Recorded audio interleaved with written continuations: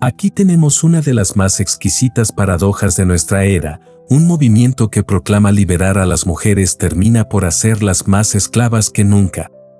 Y otra paradoja igualmente deliciosa: quienes se llaman progresistas están, en realidad, empujando a la mitad de la humanidad hacia atrás, hacia las cavernas de la competencia primitiva masculina.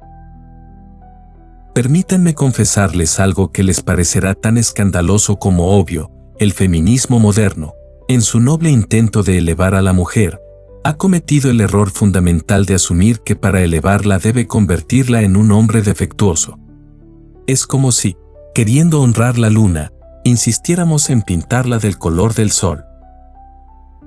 Esta observación no surge del prejuicio, sino de esa cosa tan poco popular llamada sentido común.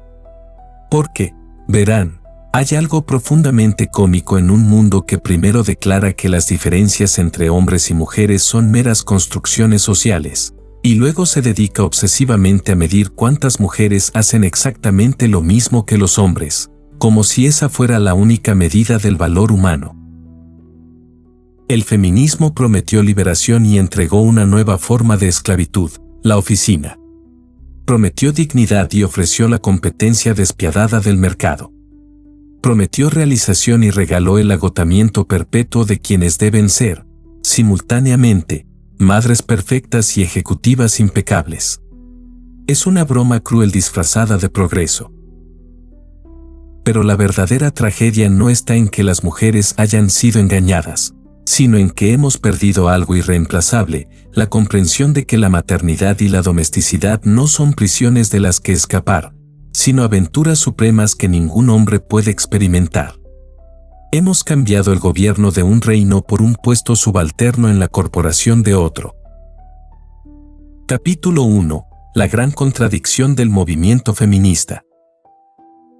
Comencemos con una observación que debería ser obvia pero que, en nuestra época, suena revolucionaria: no se puede liberar a alguien convenciéndolo de que desprecie su propia naturaleza.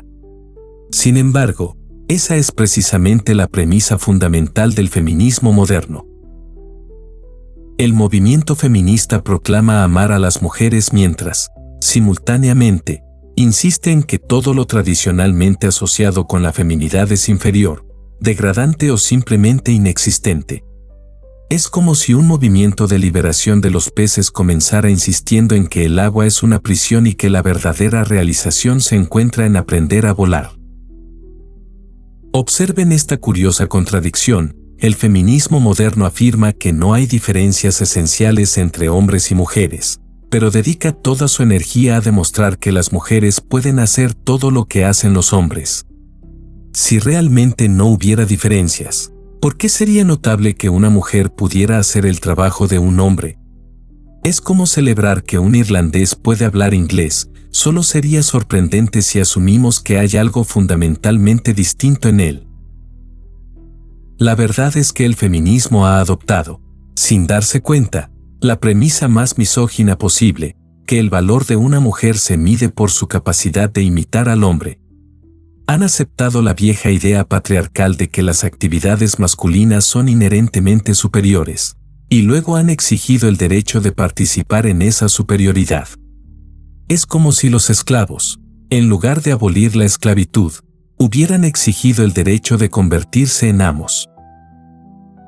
Esta es la razón por la cual el feminismo moderno mira con desdén a la mujer que elige quedarse en casa con sus hijos.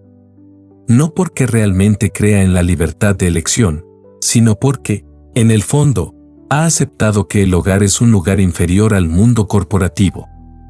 Ha comprado la propaganda capitalista de que solo el trabajo remunerado tiene valor real. Pero aquí hay una paradoja deliciosa: al insistir en que las mujeres deben competir en el mundo masculino según las reglas masculinas, el feminismo ha creado una situación donde las mujeres deben ser no solo tan buenas como los hombres, sino mejores, porque deben demostrar constantemente que merecen estar ahí. Es una igualdad que exige superioridad constante, una liberación que requiere una performance perpetua de competencia. Y aquí está la ironía suprema: en nombre de la igualdad, Hemos creado una sociedad donde las mujeres deben trabajar el doble para demostrar que valen la mitad. Deben ser madres perfectas en casa y ejecutivas implacables en la oficina. Deben ser tiernas con sus hijos y despiadadas con sus competidores. Deben ser vulnerables en el amor y invulnerables en los negocios. El resultado es una generación de mujeres exhaustas que han descubierto que la liberación consiste en tener todos los deberes tradicionales de la mujer más todos los deberes tradicionales del hombre, sin ninguno de los privilegios de ninguno de los dos. El feminismo moderno, en su noble intento de dignificar a la mujer, ha cometido el error de aceptar que la dignidad solo se encuentra donde la encontraron los hombres, en la conquista, la competencia y la acumulación de poder. Pero ¿qué pasaría si la verdadera dignidad femenina estuviera precisamente donde el mundo moderno no puede verla? Capítulo 2. La domesticidad como aventura suprema. Hay una herejía moderna tan extendida que ya nadie la reconoce como tal, la idea de que el hogar es una prisión y que la verdadera vida ocurre afuera, en el mundo del trabajo y la carrera profesional. Esta herejía es particularmente venenosa porque invierte completamente la realidad de la experiencia humana. Permítanme hacer una observación que sonará escandalosa en nuestros tiempos: la mujer que gobierna un hogar tiene más poder real, más influencia genuina y más responsabilidad auténtica que la mayoría de los ejecutivos corporativos. El problema es que hemos olvidado lo que significa el poder real. Un ejecutivo corporativo maneja números en una hoja de cálculo, una madre maneja almas inmortales. Un gerente de ventas influye en las decisiones de compra de desconocidos, una madre forma el carácter eterno de seres humanos únicos. Un director de empresa responde ante una junta directiva, una madre responde ante Dios mismo por las vidas que le han sido confiadas. ¿Cuál de estas responsabilidades es más real? ¿Cuál más importante? ¿Cuál más difícil? ¿Cuál más noble? Pero el feminismo moderno nos ha enseñado a ver solo el poder que se ejerce en torres de oficinas y salas de juntas, como si el poder que se ejerce en cocinas y cuartos de niños fuera menos real. Es una ceguera tan profunda que resulta casi cómica. Es como si declaráramos que los cimientos de un edificio son menos importantes que las oficinas del último piso porque están menos visibles. La domesticidad es la aventura suprema precisamente porque es la más completa. Requiere todas las habilidades humanas, la paciencia del diplomático, la creatividad del artista, la precisión del científico, la sabiduría del filósofo, la fuerza del atleta, la ternura del poeta. Una madre debe ser, en un mismo día, médica, maestra, psicóloga, chef, contadora, artista, consejera espiritual y guardaespaldas. Comparen esto con la estrechez de la mayoría de las carreras profesionales. Un abogado practica derecho, un contador maneja números, un ingeniero resuelve problemas técnicos. Pero una madre debe ser todo esto y más. Y debe serlo no con clientes temporales, sino con los seres más preciosos del universo, los hijos que le han sido confiados. Y sin embargo, el mundo moderno mira esta suprema aventura humana y la declara no productiva porque no genera ingresos monetarios. Es como valorar una sinfonía por el peso del papel en que está escrita. Aquí hay otra paradoja deliciosa. El feminismo critica la domesticidad como limitante, pero ¿qué es más limitante que un cubículo en una oficina corporativa? ¿Qué es más restrictivo que 8 horas diarias realizando las mismas tareas repetitivas para enriquecer a desconocidos? ¿Qué es más alienante que vender las mejores horas de tu vida a cambio de dinero para comprar cosas que no necesitas para impresionar a personas que no conoces? La mujer en el hogar es verdaderamente libre porque su trabajo tiene significado eterno. Cada comida que prepara, cada historia que cuenta, cada herida que sana, cada lágrima que seca está construyendo no solo una familia, sino una civilización. Su influencia se extiende no solo a través del espacio, sino a través del tiempo, de generación en generación. Pero hemos sido educados para ver solo el valor de lo que se puede medir en dinero. Hemos olvidado que las cosas más importantes de la vida no tienen precio precisamente porque son invaluables. El amor no tiene precio, la belleza no tiene precio, la sabiduría no tiene precio, la santidad no tiene precio. Y la formación de un alma humana está tan más allá del precio que es casi blasfemo discutirlo en términos económicos. Capítulo 3. El engaño de la liberación económica. Aquí tenemos una de las ironías más exquisitas de nuestra época. Un movimiento que prometió liberar a las mujeres de la dependencia económica terminó entregándolas como esclavas voluntarias al sistema económico más despiadado que la humanidad haya conocido. Es como si, prometiendo liberarlas de una jaula casera, las hubiéramos convencido de mudarse a una prisión industrial. El feminismo nos dice que la independencia económica es la clave de la libertad femenina. Pero ¿qué clase de independencia es esa que te obliga a vender 8 o 10 horas diarias de tu vida a un empleador que puede despedirte sin previo aviso? ¿Qué clase de libertad es esa que te hace depender de un salario para sobrevivir, de un jefe para mantener ese salario, y de un sistema económico sobre el cual no tienes control alguno? La mujer tradicional dependía de un hombre que la amaba, la mujer liberada depende de corporaciones que la ven como un recurso humano descartable. La primera tenía la protección del amor, la segunda tiene solo la protección de leyes laborales que pueden cambiar con cada elección. Pero la tragedia va más profunda. El sistema económico moderno no solo ha esclavizado a las mujeres, las ha engañado haciéndoles creer que esta esclavitud es emancipación. Les ha vendido la idea de que vender su tiempo y energía a extraños es más dignificante que dedicar ese tiempo y energía a su propia familia. Observen esta paradoja absurda: una mujer que dedica su vida a cuidar a sus propios hijos es vista como económicamente dependiente e improductiva. Pero esa misma mujer, si trabaja en una guardería cuidando los hijos de otras personas a cambio de un salario, es vista como independiente y productiva. Como si el amor hiciera el trabajo menos valioso, no más. Es una mentalidad tan distorsionada que resulta casi cómica. Es como si dijéramos que un jardín cuidado por amor es menos hermoso que un jardín cuidado por dinero, o que una comida preparada con cariño es menos nutritiva que una comida preparada comercialmente. El capitalismo moderno ha realizado una de las estafas más brillantes de la historia: ha convencido a las mujeres de que abandonar el reino donde eran reinas para convertirse en súbditas en el reino de otros es progreso. Las ha persuadido de cambiar el gobierno de sus propios hogares por empleos subordinados en las empresas de otros hombres. Y luego, con una crueldad que roza lo sádico, les dice que deben sentirse realizadas por esta degradación. Les dice que encontrar satisfacción en formar seres humanos es retrógrado, pero que encontrar satisfacción en procesar documentos corporativos es moderno y progresista. Pero aquí está la ironía suprema: al empujar a las mujeres al mercado laboral, el sistema económico ha logrado duplicar la fuerza de trabajo disponible, lo que naturalmente ha reducido los salarios de todos. Ahora, en lugar de un ingreso que sostenía a una familia completa, se necesitan 2 ingresos para lograr el mismo nivel de vida.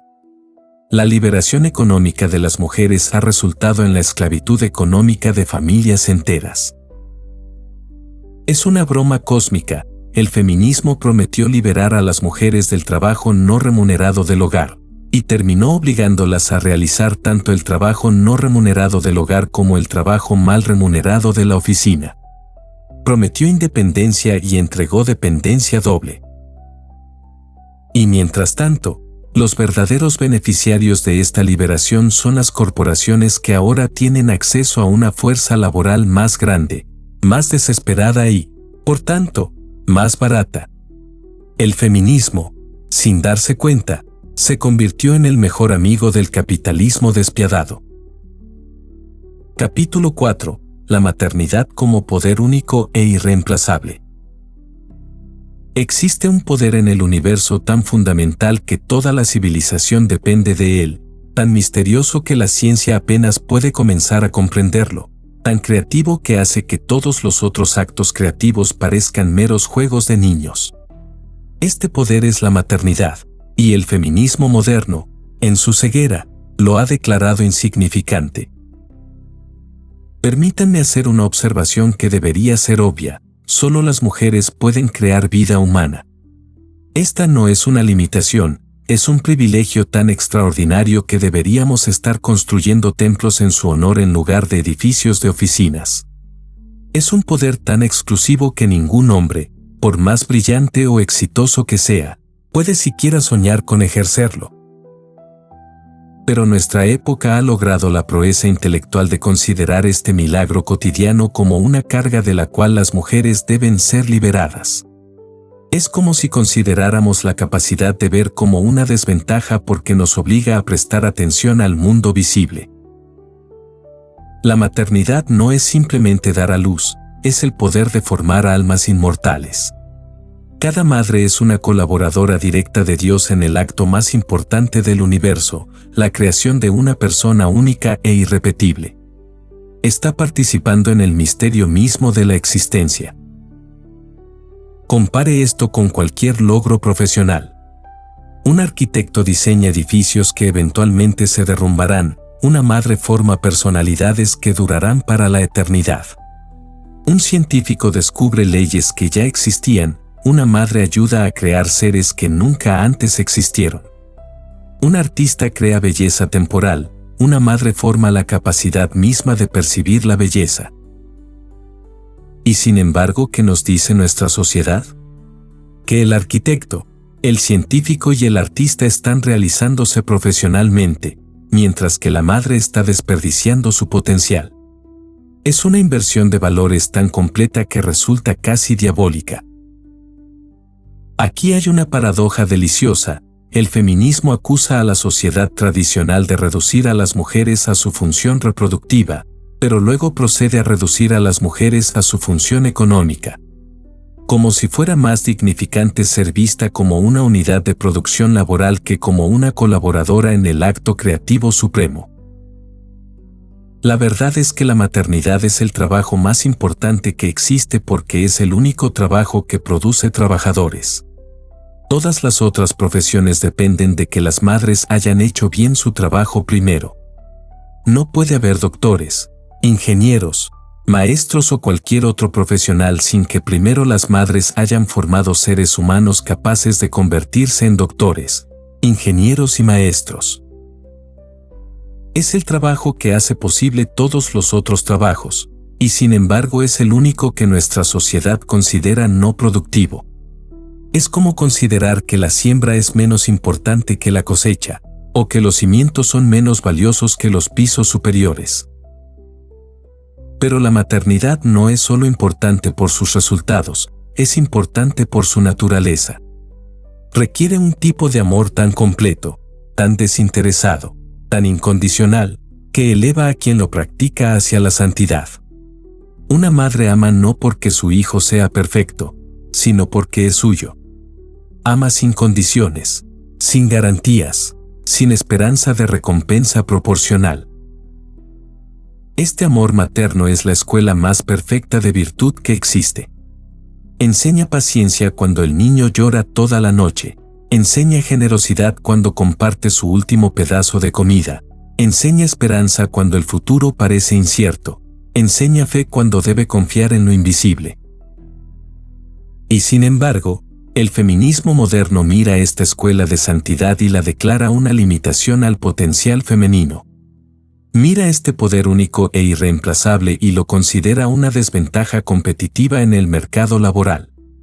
Es como lamentar que los músicos estén limitados por su capacidad de crear música. Capítulo 5. El mito de la igualdad idéntica. Una de las confusiones más perniciosas de nuestra época es la idea de que la igualdad requiere identidad. El feminismo moderno ha caído en la trampa de creer que para que hombres y mujeres sean iguales en dignidad, deben ser idénticos en función. Es como insistir en que para que el violín y el piano tengan igual valor musical, ambos deben tocar exactamente las mismas notas. Esta confusión no es accidental, es el resultado de haber adoptado una visión puramente materialista de la igualdad. Si los seres humanos son solo máquinas biológicas, entonces efectivamente la única forma de ser iguales es siendo intercambiables. Pero si los seres humanos tienen alma, entonces la igualdad puede coexistir con la diferencia, e incluso puede requerirla. Observen la belleza de la complementariedad. Los hombres y las mujeres son iguales en dignidad precisamente porque son diferentes en naturaleza. Cada uno aporta algo único e irreemplazable a la sinfonía humana. Si fueran idénticos, uno de los dos sería redundante. Pero el feminismo moderno, en su prisa por demostrar que las mujeres pueden hacer todo lo que hacen los hombres, ha olvidado preguntar si deberían hacerlo, o si al hacerlo pierden algo esencial de su propia naturaleza. Es como si un pez, queriendo demostrar que es igual a un pájaro, se empeñara en aprender a volar, y en el proceso olvidara que su reino natural es el océano, donde ningún pájaro puede competir con él. Aquí hay una observación que debería ser obvia. El hecho de que las mujeres puedan hacer muchas de las cosas que tradicionalmente hacían los hombres no significa que deban hacerlas, así como el hecho de que los hombres puedan intentar amamantar no significa que deban hacerlo. La naturaleza, en su sabiduría, ha distribuido diferentes dones entre hombres y mujeres no como una limitación, sino como una especialización que maximiza el potencial humano total.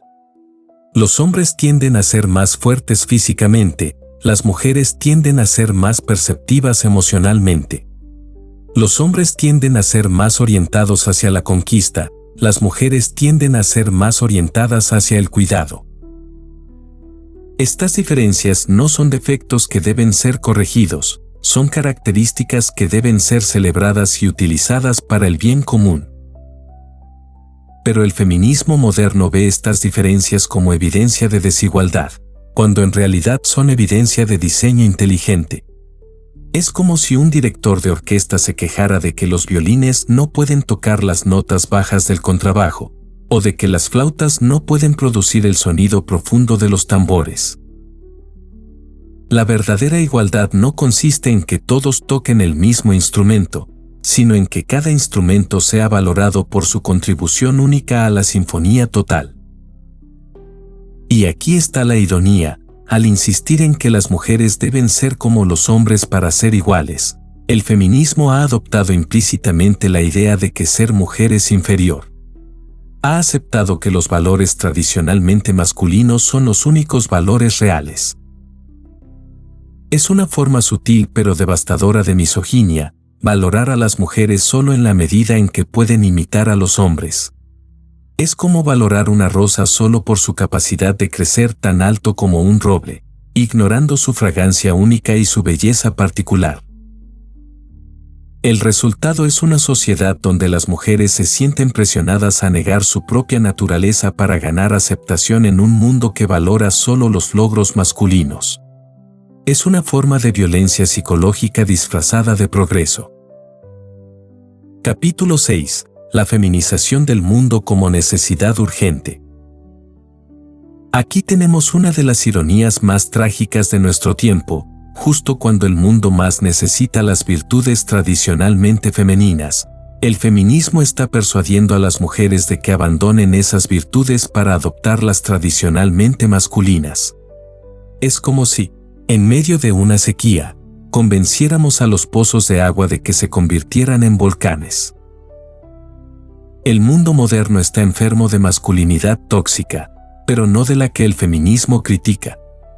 Está enfermo de competencia despiadada, de agresión sin límites, de ambición sin escrúpulos, de poder sin compasión.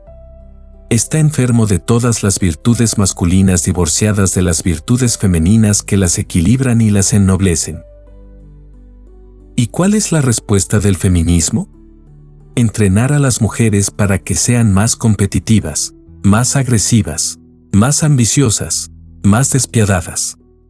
Es como tratar una fiebre con más fuego. Lo que el mundo necesita desesperadamente no es más mujeres que actúen como hombres, sino más influencia de las virtudes genuinamente femeninas en todos los aspectos de la vida social. Necesita más compasión en los negocios, más cuidado en la política, más intuición en la ciencia, más belleza en la tecnología. Pero en lugar de reconocer estas virtudes femeninas como exactamente lo que el mundo necesita, el feminismo las ha declarado debilidades de las que las mujeres deben ser curadas. Observen esta paradoja deliciosa: vivimos en una época que lamenta la falta de empatía, la crisis de los cuidados, la frialdad de las relaciones humanas, la fealdad del entorno urbano, la violencia de la competencia económica. Todas estas son áreas donde las virtudes tradicionalmente femeninas podrían aportar soluciones. Y sin embargo, estamos persuadiendo sistemáticamente a las mujeres de que abandonen precisamente estas virtudes. Es como si un hospital, desesperado por la falta de enfermeras, decidiera entrenar a todas las enfermeras para que se convirtieran en cirujanos, ignorando que lo que realmente necesita es más enfermería, no más cirugía.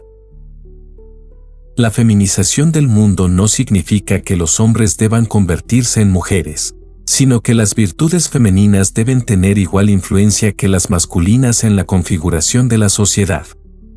Significa que el cuidado debe valorarse tanto como la conquista, que la preservación debe valorarse tanto como la innovación, que la belleza debe valorarse tanto como la eficiencia.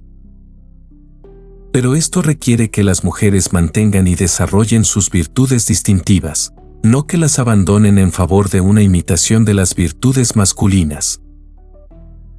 Aquí hay una observación que debería ser obvia: un mundo dirigido únicamente por virtudes masculinas produce guerras, contaminación, desigualdad brutal y relaciones humanas cosificadas. Un mundo dirigido únicamente por virtudes femeninas podría producir estancamiento y sobreprotección. Pero un mundo donde ambas virtudes se equilibren y se complementen produce civilización.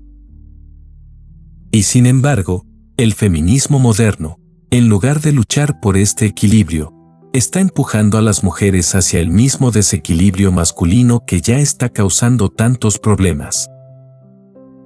Es una tragedia de proporciones cósmicas. Justo cuando la humanidad más necesita la sabiduría femenina, estamos convenciendo a las mujeres de que esa sabiduría es inferior y que deben aspirar a la estrechez de miras tradicionalmente masculina.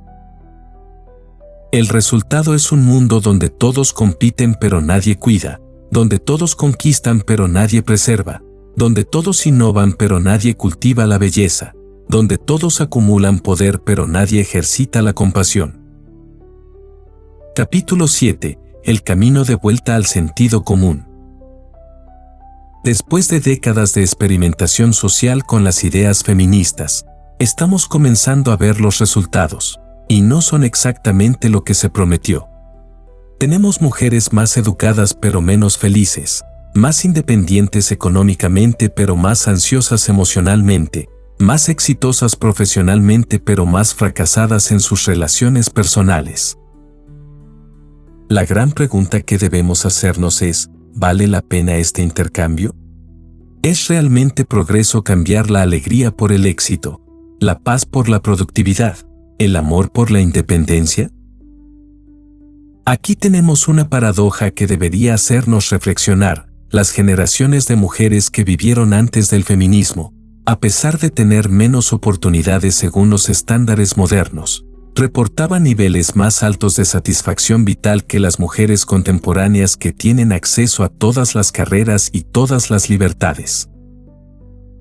Esto no significa que debamos volver al pasado tal como era, sino que debemos cuestionar si realmente entendemos lo que constituye el progreso humano auténtico. El verdadero progreso no consiste en que las mujeres puedan hacer todo lo que hacen los hombres, sino en que tanto hombres como mujeres puedan desarrollar plenamente sus capacidades distintivas en servicio del bien común. No consiste en eliminar las diferencias, sino en crear una sociedad donde esas diferencias sean valoradas y protegidas. Esto requiere lo que podríamos llamar un feminismo verdadero, un movimiento que realmente ame a las mujeres lo suficiente como para querer que florezcan según su propia naturaleza, no según una imitación de la naturaleza masculina. Un feminismo verdadero defendería el derecho de una mujer a elegir la maternidad sin ser considerada una traidora a su género. Defendería el valor del trabajo doméstico sin sentir la necesidad de justificarlo en términos económicos. Defendería la belleza, la gracia, la intuición y la compasión como virtudes tan importantes como la lógica, la fuerza, la ambición y la competencia. Un feminismo verdadero reconocería que liberar a las mujeres no significa liberarlas de su feminidad, sino liberar su feminidad de las restricciones artificiales que la sociedad le ha impuesto. Pero esto requiere coraje, el coraje de resistir la presión social que insiste en que todas las mujeres deben querer las mismas cosas, el coraje de valorar lo que el mercado no puede medir, el coraje de defender estilos de vida que no generan ingresos pero sí generan significado. Requiere especialmente el coraje de las mujeres jóvenes de confiar en su propia experiencia interior en lugar de en las teorías de académicos que nunca han experimentado la alegría de amamantar a un bebé o la satisfacción de crear un hogar hermoso. Aquí está el secreto que el feminismo moderno no quiere que sepas: puedes ser una mujer plena y feliz sin necesidad de demostrar que eres igual a un hombre. Puedes encontrar realización en roles que ningún hombre puede desempeñar. Puedes ejercer poder de maneras que ningún ejecutivo corporativo puede imaginar. No necesitas la aprobación de un sistema que valore solo lo que puede monetizar. No necesitas justificar tu valor en términos que fueron inventados por y para hombres. Tu valor como mujer no depende de tu capacidad de imitar virtudes masculinas. El camino de vuelta al sentido común comienza con una simple pregunta: ¿qué te hace realmente feliz? No lo que la sociedad dice que debería hacerte feliz, no lo que el feminismo dice que debería hacerte feliz, sino lo que realmente, en lo profundo de tu corazón, te llena de alegría y significado. Y si esa respuesta incluye cosas como la maternidad, la domesticidad, el cuidado de otros, la creación de belleza en pequeña escala, entonces tienes el derecho, e incluso el deber, de perseguir esa felicidad sin disculparte ante nadie. Conclusión.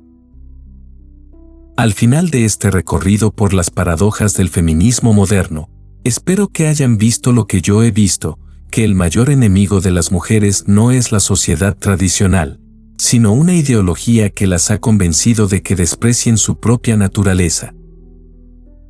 La verdadera liberación de las mujeres no vendrá de aprender a imitar a los hombres, sino de redescubrir y celebrar lo que las hace únicas. No vendrá de conquistar el mundo corporativo, sino de transformar el mundo con las virtudes que solo ellas poseen en plenitud. El feminismo prometió hacer a las mujeres tan libres como los hombres, pero se olvidó de preguntar si los hombres eran realmente libres. Prometió darles todas las oportunidades de los hombres, pero no notó que muchas de esas oportunidades eran en realidad formas sofisticadas de esclavitud. La verdadera revolución femenina no consistirá en que más mujeres se conviertan en CEOs, sino en que los valores femeninos auténticos transformen la manera en que hacemos negocios. No consistirá en que más mujeres entren en política, sino en que la política redescubra la importancia del cuidado y la compasión. No consistirá en que más mujeres se conviertan en científicas, sino en que la ciencia recuerde que debe servir a la vida, no dominarla. Y sobre todo, la verdadera revolución femenina consistirá en que las mujeres redescubran que no necesitan la aprobación de nadie para ser magníficas tal como Dios las creó. No necesitan justificar su existencia en términos masculinos. No necesitan demostrar que son iguales a los hombres porque son algo mucho mejor, son mujeres. Que cada mujer que escuche estas palabras encuentre el coraje de ser auténticamente femenina en un mundo que le está pidiendo que sea cualquier cosa menos eso. Que encuentre la sabiduría de valorar lo que realmente importa, no lo que la sociedad dice que importa. Y que encuentre la alegría de vivir según su propia naturaleza, no según las expectativas de otros. Porque al final, la felicidad no se encuentra en la conformidad con las modas intelectuales, sino en la fidelidad a lo que somos. Y lo que las mujeres son es tan hermoso, tan poderoso y tan necesario que el mundo literalmente no puede sobrevivir sin ello. Que Dios bendiga a todas las madres, a todas las esposas, a todas las mujeres que han tenido el coraje de ser fieles a su vocación femenina a pesar de las presiones del mundo. Ellas son las verdaderas heroínas de nuestra época, y su recompensa será ver florecer una civilización que honre tanto la fuerza como la ternura, tanto la conquista como el cuidado, tanto la razón como el amor.